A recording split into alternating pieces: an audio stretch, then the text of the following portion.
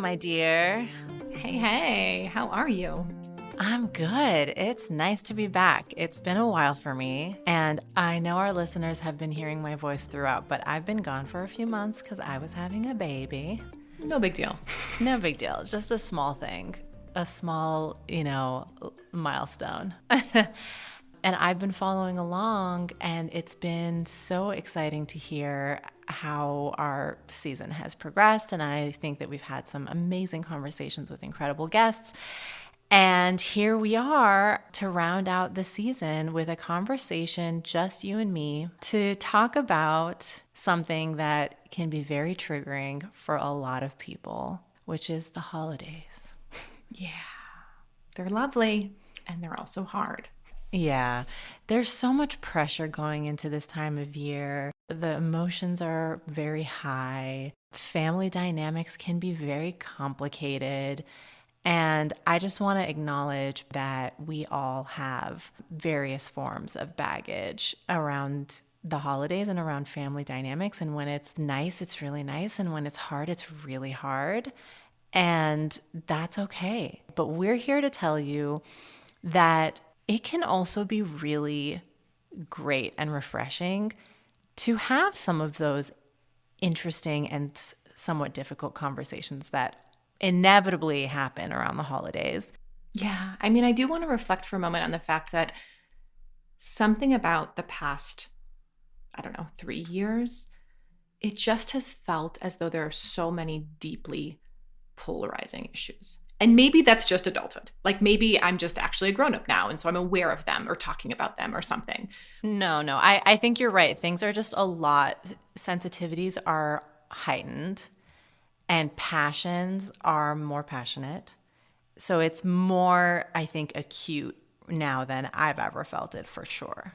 And it just feels like there's been a lot of issues, at least for me personally, where it's honestly affected. I think of people I know who have a different stance than I do on a given issue. And we'll talk through some of these: abortion, vaccination, gun violence, whatever. Like the list is really long.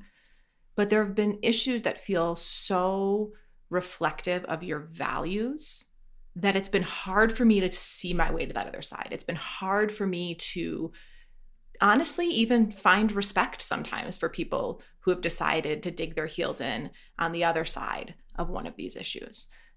Because I think it so reflects who you are and what you believe in, that there were instances where I wanted to disassociate with those people altogether and where I drew my line, for better or worse. And I'm not here to say that that was the right stance. But there's something about the gravity of these issues and the significance of these issues in society right now that has made wrestling with them and having hard conversations about them so challenging, because I personally feel so right in my position, which I acknowledge is ridiculous. We're all right. Right.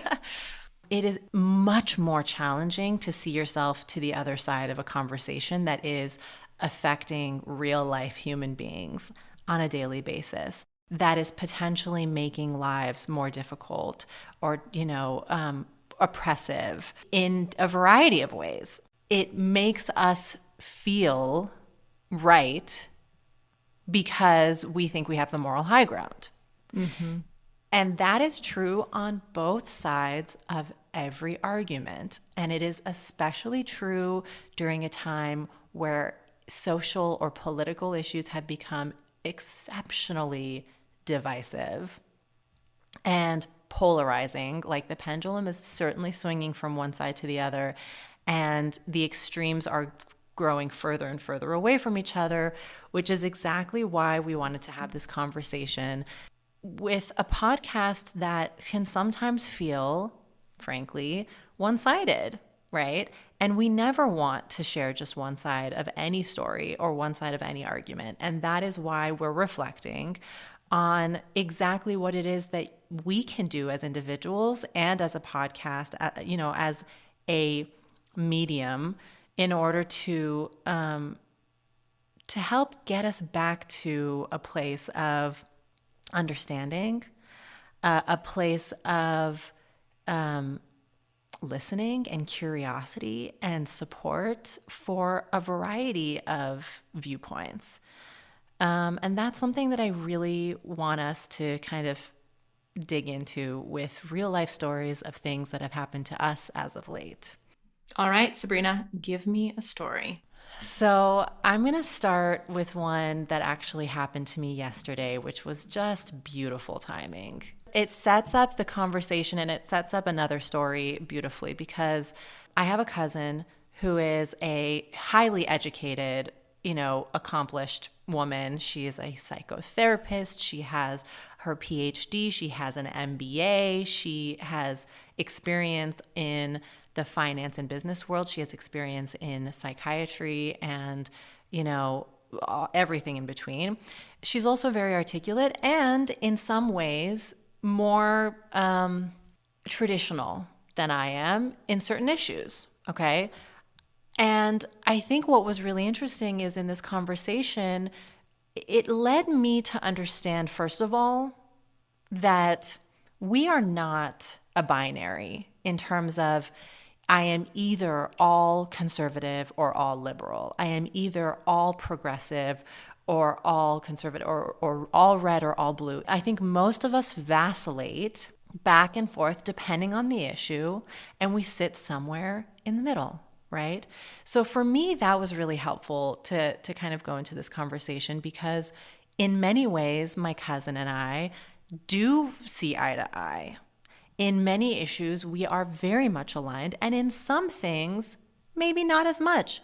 And what's beautiful about that is the starting off point doesn't feel divisive, right? It feels more like I am coming to the table with curiosity. So we were talking about feminism and how my cousin is gets very passionate about the fact that people in this generation, particularly more recently, call themselves feminists without really understanding the roots of the movement or without having educated themselves in any way, shape, or form on the actual academic history of what happened and where it came from and the theology of it and the whole thing, right?